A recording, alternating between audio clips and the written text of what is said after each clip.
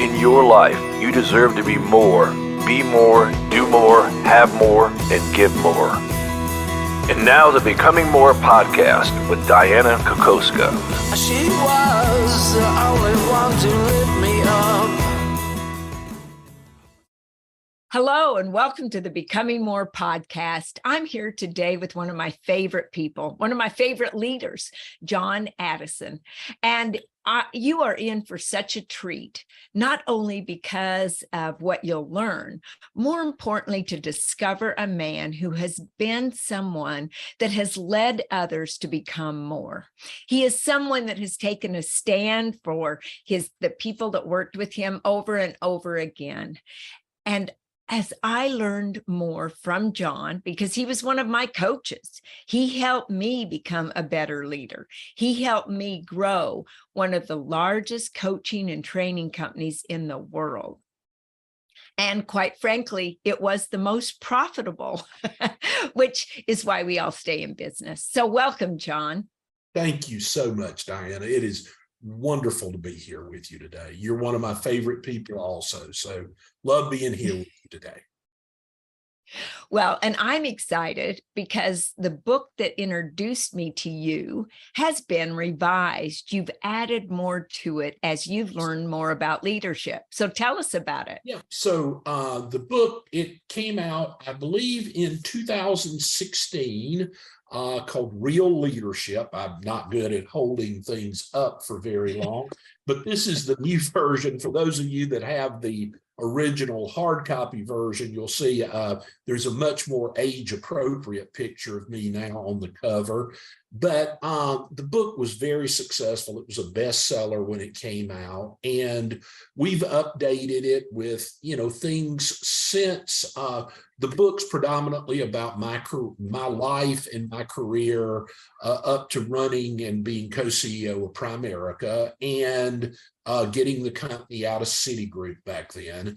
And then it has now some wisdom from what I've been doing since the days with Primerica. So I know they're going to put a link up where people can go to my website. If you just go straight to Amazon, the old version, for whatever reason, don't know exactly how all that works there, will pop up. But if you go to that link, you can get the new version. And, Dianna, I talk about real leadership, and the reason we came up with the name Real Leadership was, not that, okay, this is the only leadership, whatever. It is that you got to be real. In life, I learned, through the years, you got to be you.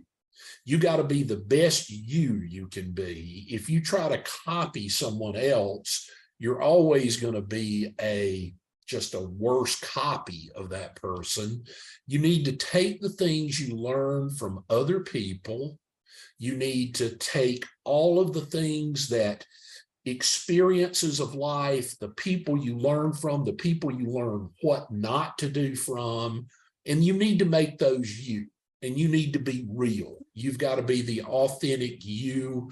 And that's the theme of the book, and that's what it's about. So anyway, thank you for asking about it, Dianna. Absolutely. And one thing I do know is you were very authentic and transparent with the people that you worked with. The relationships you built, I heard, were unmatched. So I want to start out with relationships. Okay. And what did you do to build strong relationships with your people? See, I think if you're going to be a leader, if you're going to be a really effective leader, one of the things I think when I look at the world today, people change jobs so much, everything is like life is a revolving door. That's not how my life went. I was with, the same company for 35 years. And then, I'm still on the corporate board of the company. So the, adventure with Primerica is, now 44 years. So, Love Ann and I've been married over 40 years. My executive assistant, Dana, she's been with me over 30 years. I'm a person that I just believe in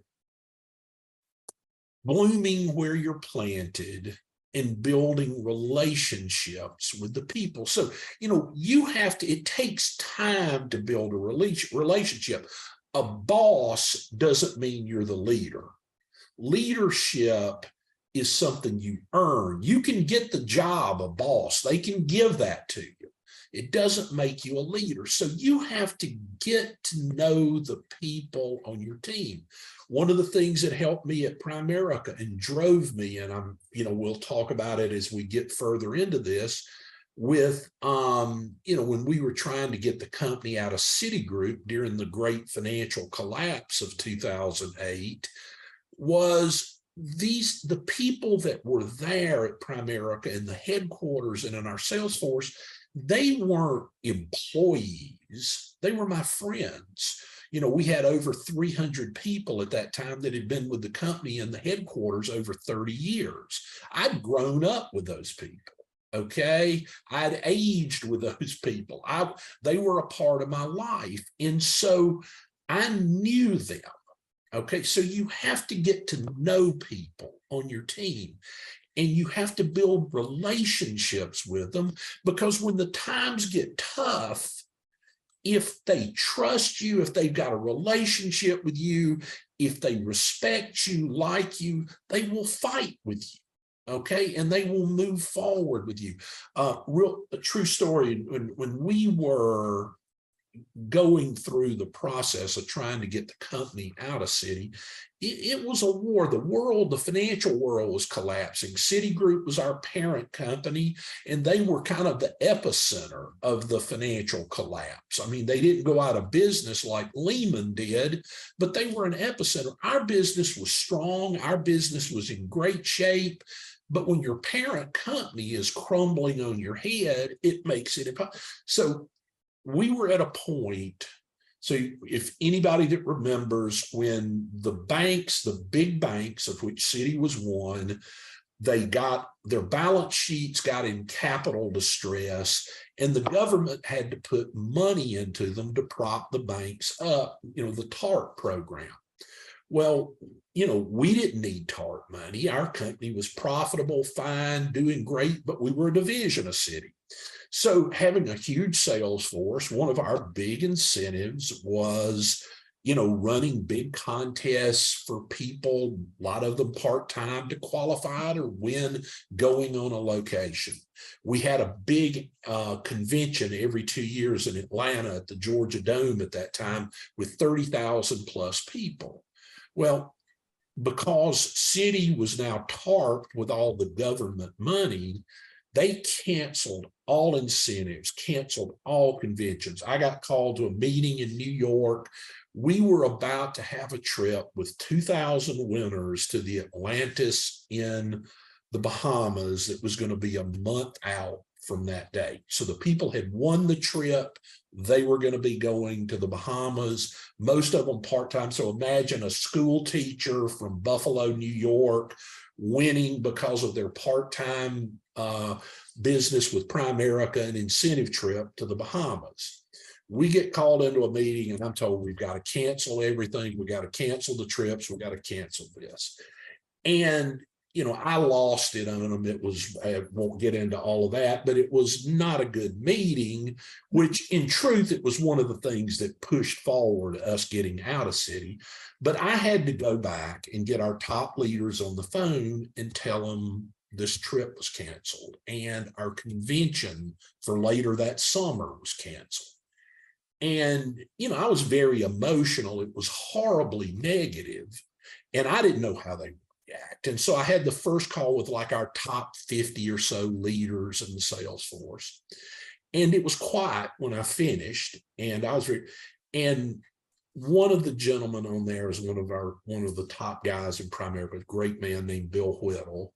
And he goes, "John, for the first time, I really understand what you guys are going through and the stakes of what you're doing. And I want to let you know, we got your back." And then they all stepped up one after the next with, And in all honesty, we could not have done what we needed to do, the two of us, Rick and I. It was them pulling together and fighting with us and keeping the company healthy as we were trying to get the company out that made things happen. And that comes from great relationships. That didn't happen because I was the boss. That happened because of the relationships over 25 years that I built with those people. So relationships, strong relationships with your team are critical. Know their family, know the names of their children. Okay, don't just view them as a cog in the wheel of progress. You've got to view them as people. It's people on your team. So that's what I mean by building strong relationships. Well, that's a great example that you gave. And for any of us that were around in 2008, through those next few years, quite frankly, it was a tough time. It was challenging. I just want to not really take you back to experience that over again because of the emotions. Yet you're getting ready to walk into this meeting. You've got to get on the phone with your top people and tell them news that you know is going to break their heart. What happened and how did you talk to yourself to be able to get on that phone and tell them not only were they not getting the trip, they were not having the event. In essence, the money's gone, guys. It's, the thing, what I knew I had to do was be a calming force. Okay. I could not get on I could not get on and make it. One of the things is, and I believe this is critical.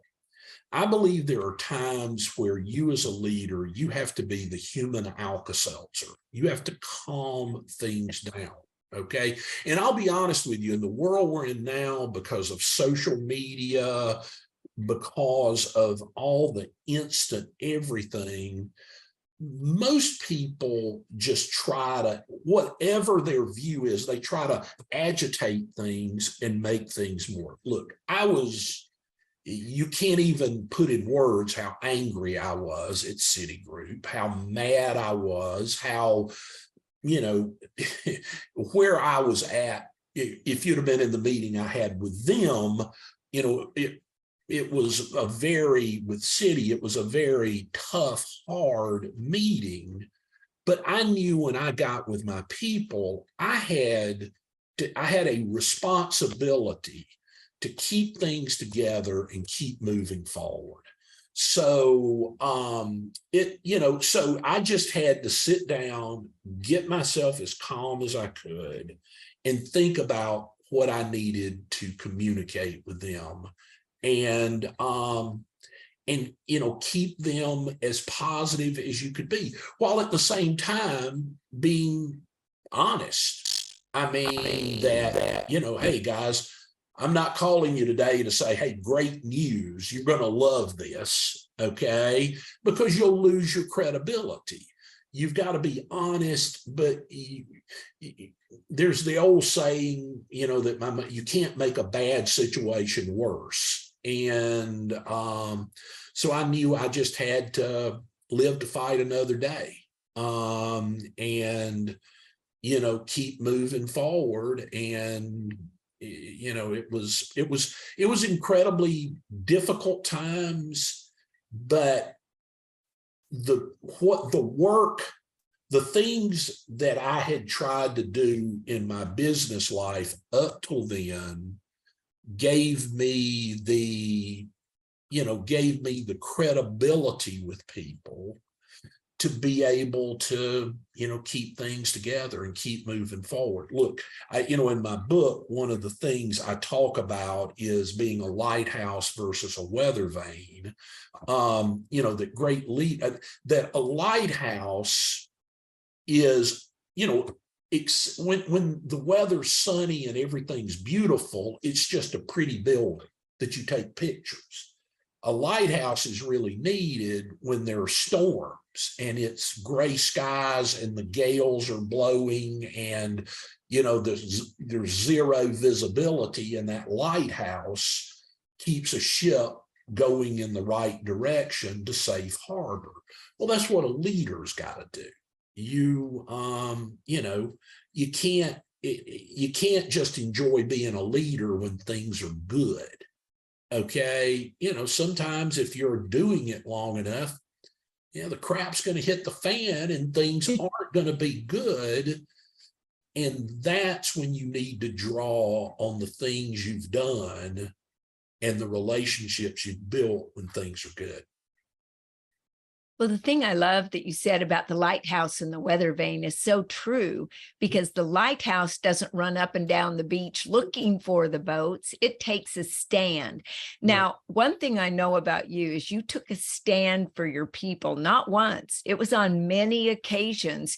You had to potentially lose your own job to save theirs. Could you give us an example of what was happening? So we were like I said, we were a large Salesforce division but we weren't a bank. Citigroup, the world had changed. Citigroup had gone from being Sandy Weil's business that owned Smith Barney, Primerica, owned us, and turned into the largest bank in the world through the acquisitions that he and Jamie Dimon and the people that were running the company then built. But we weren't a bank. We just happened to be a division. In all honesty, we knew years before that we didn't fit in that company anymore. Okay. Didn't make them bad people. It just meant we didn't fit. And so we had been working to get out of the business way before the financial collapse happened. And then, in fact, we almost had a deal. We were almost finished. And then the financial collapse happened, blew everything up. But I knew that at that time, Primerica could not forget thrive. I don't believe the company would have survived in the new world of what the giant banks and everything had become. And so I knew we had to play without a net. And we had to, there were times, they wanted to just write us a check to shut up and, not push for things and stuff. But I knew that my friends, the people that were counting on me to get it done, to get us to a safe and better place. And, the thing I figured, Dianna, was, when I would get like, oh my God, the number of times, there were probably quite a few times they should have fired us. Okay. But I knew then, look, it wasn't like I was living in the Soviet Union. They weren't going to take my family behind a house and shoot them. Okay. People go, oh, you were so courageous. I was not charging on the beach at Normandy. Okay. Those people are courageous. Okay. People are shooting at them. Their friends are dying around them. That wasn't happening to me. I was gambling and risking my career, but I knew it was in a worthwhile cause, because I was fighting for my friends and family's business careers. And I think that gave us the edge and the strength. Citi was dealing with a business issue. Okay. I was dealing with something bigger than that. Okay. And it wasn't just my job. Okay, I'll just keep doing this till I get another job. It was my life. And when you're defending your life and your friends' lives and stuff like that, you play tougher. And so yeah, it was, as you look back on it, it was scary times, but one of my favorite, Winston Churchill, who's, one of the people that inspires me. And if you could look to the left, I've got a giant bookcase in my office with a rolling thing, and I have tons of, first edition Churchill books. But that when the war was, so he became prime minister because, Neville Chamberlain was forced out because he had made horrible decisions on appeasing Hitler.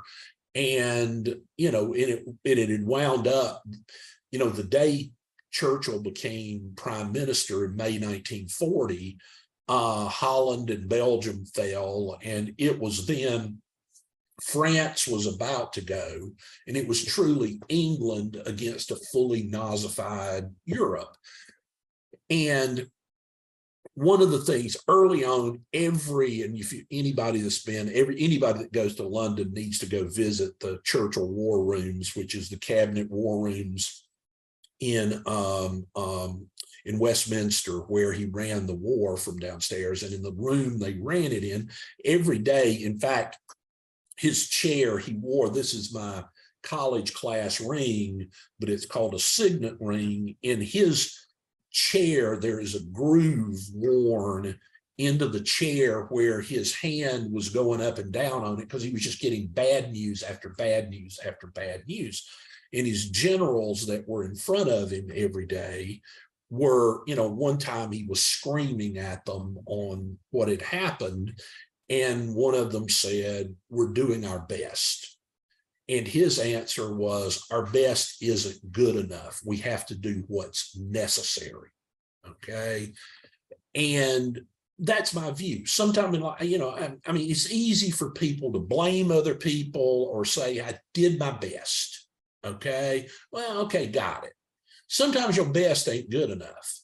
Okay. You got to do what's necessary. And I knew then I had to do what was necessary. I had to get this done. And, if a door closed, we had to go through a window, and we had to get to where we needed to get to. So, it changes, it makes you, play different when, there are people counting on you, praying for you, that every day that you've got their lives in your hand. So yeah, it was a crazy time. There's so many leaders out there, though, that go through crazy times, and they tend to swerve around the truth, only tell certain things, and they work to make themselves still look good and be right. And you always told the truth. What did you find by just being straight out honest, authentic, transparent within everybody? How did it help? Well, and it's, one of the things that I think you and I have talked about before is, you always, number one, you need to always tell the truth. Now, does that mean you have to tell people everything? No, if there are things they can't do anything about that are scary things coming at them, you don't have to say, "Hey, look," you have to be honest. You need to never tell them a lie, and tell them just tell them something that isn't true, just to make them feel better for a few minutes. But you have to think about it. In truth, we were at a time where a lot of what we were doing, because Citigroup was a public company that at that time was in financial trouble, there were things I couldn't say, okay, legally, okay? But I was always going to be honest with people, be upfront with people. And, look, there's a lot of quote unquote leaders that they just want to look good. They just want somebody to tell them how great they are, how wonderful they are, and they just want to look good. Well, here's reality. My view of leadership is, you make yourself look good by helping other people look good. Okay. If you help enough people achieve their dreams, it's going to help you achieve your dreams. And I believe great leaders are slow to blame and quick to take blame. Okay. You watch a lot of politicians or, even corporate leaders, when things are going great and they're talking about it, they say the word I, like I did this, I did that. Look at what I did. I'm so great. Look at, I did this for you. I did that for you. And then when things go bad, it's they. Okay. And my view is you've got to be the opposite. You've got to be, when things go good. One of the things, just a leadership lesson to people, I worked hard on when I was talking to people about how great things were going. And fortunately, most of the time, we've talked about dark times, but most of the times things were going great. And I trained myself to always use the word we, our. Okay, look at what we've done. Okay, look at our success. So when you're a great leader, when you're talking about what's going good, always use we, our, be quick to give credit. When things go bad, by the way, even sometimes if it's not your fault, you're in charge, it's your fault. Be quick to say, I screwed up. I made a mistake. We did this, we're going to fix it. Okay, because the worst thing you can do, or not the worst, but a bad thing you can do is tell people, oh, look how beautiful the sun is. Look how great, look at what I've done. Look how beautiful the weather is, and it's monsooning and raining. And people know it's not great. And you're just standing there telling them, the world's one way and it's another. So trust is, as a leader, the number one thing you need to have with people on your team is trust.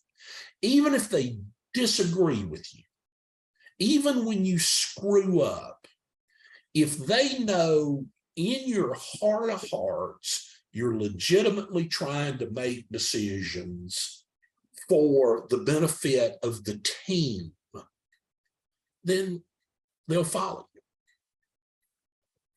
you. It's so interesting because you make it sound so simple. And I have a saying, life is simple, it's just not easy. Absolutely. What advice do you have for just the advice you'd give to a young leader starting out as to how not to take the easy road as a leader, to take the road less traveled sometimes? I mean, life's not easy. I think one of our, and I realize now, God, is every year I age. We just had my birthday the other day and turned 66. And I don't want to become the old man yells at cloud, get off my lawn.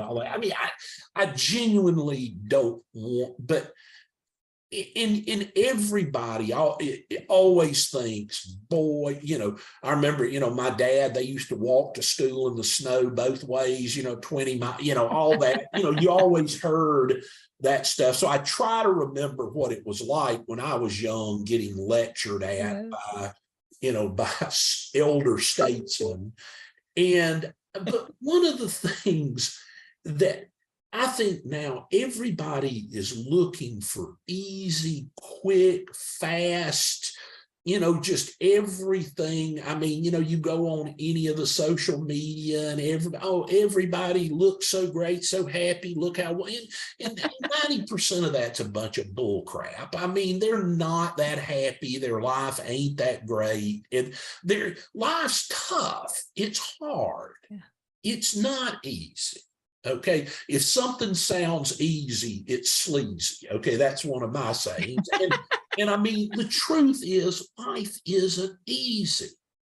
You gotta show up and get better every day. You gotta do the work. I mean, like, success isn't a destination, it's a process. And you got to be happy along the way. You got to enjoy. A lot of people always think when I do this, and this, I'm going to be happy. No, you're not. Okay. So one of the things completely kind of separate from that I'd get my biggest advice, and every so often I'll speak, I went to the University of Georgia, so I'm a huge Bulldog fan, and I speak at the business school there, from time to time to the Leadership Institute. And one of the things I observe, I'm still, in an airport all the time, even though I don't run a company anymore, I'm still speaking, consulting, on corporate boards. So I'm still, I'm almost a 4 million miler on Delta now. And when I'm in the airport, anybody under the age of 40, let's just use, and I'm getting where I don't judge people's age that well anymore, or whatever. I mean, college young people, young adults look like they're middle schoolers to me now, but they have earphones on, earbuds in, and they're staring at their phone. Okay, which that's all awesome. It's wonderful that we can immediately, with the touch of our fingers, instead of when I was in college, you had to go to the library and know how to use the Dewey Decimal System to find a book or whatever. It's great that we have that, but I always use the analogy that when we were trying to get the company public out of city, all those years of travel, I would be in the Sky Club. Now, I admit it was before these things. And, probably, Motorola flip phone and all that for most of it. But you weren't staring at your phone all the time. It was something you talked on. But I used to sit and I would start conversations with people. Some of the people that helped us tremendously would be me sitting in LaGuardia in the Sky Club, having a drink with somebody that was with Goldman Sachs that I met and kept a card from and got into. So that then, I always tell young people, you could be sitting next to the person that would change your life forever. And instead of having a conversation with somebody, instead of talking with somebody, you've got your earbuds in and you're, picking your fantasy football team with your goofy buddies. Okay. So, learn to communicate, talk with people. Everything in life does not need to be done via Zoom, cell phone, text message, email. So, people, look how many friends I have. No, you don't have that many friends. Okay. Friends, friends will do something for you, not just give you a thumbs up on a picture of you having lunch somewhere. Okay. So, talk to people, get to know people. I truly believe the future for young people that master the art of verbal communication, relationship building, writing a handwritten thank you note, not just a OMG, what an awesome day, thanks. Okay, actually taking the time to make other people feel good and to like you. Look, likability is one of the greatest abilities. Okay, where the people are pulling for you and want to help you succeed. I have a lot. All where none of us are ever going to go to the office again. We're all going to sit. Now, for some jobs, that's awesome. Now, for some jobs, if you're just a programmer and you're programmed, but if you want to move ahead in leadership, you got to build relationships. You can sell, you can recruit, you can meet people, you can do things, you can get trained this way. But if you want to build relationships and build a team and make deep relationships, you're not going to do that on Zoom. Okay. So anyway, that's my biggest advice to young people is, look at what everybody else is doing, and then you be different than that. Okay. And so that's my advice. That's great advice. Let me tell you, they say that without vision, people perish. Absolutely. And so for one of our last questions before Sure. we wrap up at the end, I just want you to share with us, how did you share the vision? How often did you share the vision? And how important is it to not let vision leak? I believe 3 keys of great leadership are communicate, communicate, communicate. Okay. Because nature abhors a vacuum. Okay. And particularly in this distracted world we're in now, where people are attracted to their people have always been attracted to their distractions. Now they have so many distractions. It is so easy to be just, to be pulled off course. You as a leader need to be the loudest voice in their head. Okay. You need to communicate, communicate, communicate. I used to have way before, now they do it all, via broadcasting like we're doing here. But, back when we had a TV network. At one time years ago, we had a channel on DirecTV that our reps got. So pre-internet, being able to stream and all that. Now it's all streamed, but I did a Monday kind of broadcast that was every week. Here's what's great's going on. Here's what's incentives are happening. Here's what's happening in motivation, information. And I believe, people, the natural state of the human mind is negative. Okay. It's like James Allen in As a Man Thinketh, talked about the garden that, I'm a huge gardener, as you well know, and it's easier to grow weeds than it is plants. Okay. I mean, weeds just show up. Plants you have to nurture. And it's the same way with the brain. Negative thoughts show up easily. You have to work hard on what you allow in your head and who you give control to your thinking to. And so if you're the leader, you got to realize people, you'll communicate with them, get them excited, get them focused on the vision, where they're going. And then the minute that's over, their brain starts naturally trending toward, here's what I'm scared of, here's what I'm worried about, here's what's bad's happening, here's what I don't like. And so you constantly have to work at communicating the vision, being creative, and look at great football coaches. Okay. They work. I mean, Kirby Smart at Georgia, who I know well and stuff, he, learned from Nick Saban. They work hard at being able to keep, these are talented, great 5-star athletes. Okay. But they know they have to work hard at keeping them focused, keeping them focused on the goal, keeping a vision of where they're going, and keeping them moving forward every day. Because that's what people all the time, I've got all these goals, I'm going to accomplish this. By the time I'm 50, I'm going to do all this stuff. But the truth is, instead of worrying about what you're going to be doing in 15 years, you need to be worrying about what you're going to do in 15 minutes. Okay. It is a day-to-day slog to win, to succeed. You got to show up. You got to get better. You got to show. I mean, Kirby's theme for this year for Georgia is better, never less. Okay. That if you want to get better, you can't rest. You're on top of the mountain. You've won 2 in a row.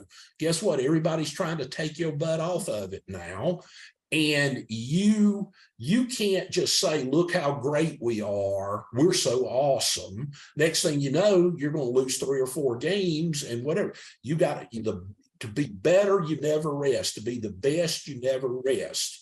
You got to keep working hard and moving forward. And to do that, you got to have a leader who keeps you focused, keeps the main thing, because it is so easy to be, I always talk about, most people, and I think all this is worse than when I started talking about these things, that most people have the focus of an octopus on roller skates, a whir of activity with no direction.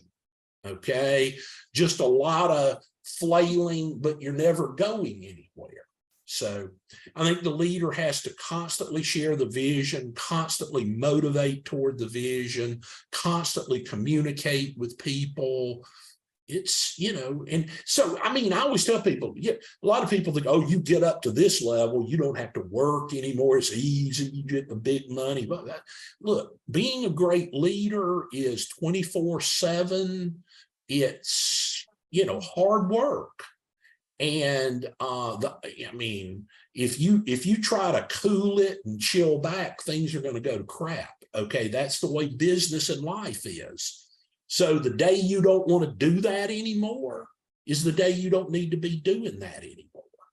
So anyway, that is so true. That's such good advice. I'm telling you, I've taken copious notes.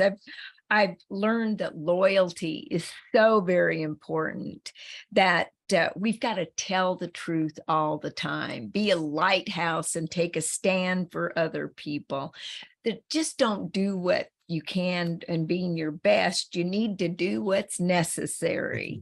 That leaders, they take the blame and share the winnings and all those championships with everybody else. That your likability is your greatest ability. That thank you notes and picking up the phone and actually being interested in other people does build relationships. And I love the fact that you said the weeds grow faster than the plants, and you got to nourish the plants. That's, that's life. And the preacher, my mother used to love books by Robert Schuller. And one of those books was, tough times don't last, but tough people do. And that's what people have got to always remember. If you go, a Winston Churchill quote I also love is, when you're going through hell, keep going. Okay. Don't stand around and smell the sulfur or whatever and stuff and enjoy the flames. If you're going through hell, keep going. And, it's, and you got to understand, life is full of cycles. Life's full of cycles. There's times where it feels like everything's going your way. And then there's times when you're working your tail off and it feels like nothing will go your way. And you gotta just, you gotta deal with both of those. And you just gotta keep moving, keep positive, keep getting better. And I've learned that, if you're moving, if you're working, if you're going forward, everybody would like to know, okay, if I do this, look at what I'm going to get. Look how, well, that isn't life. Okay.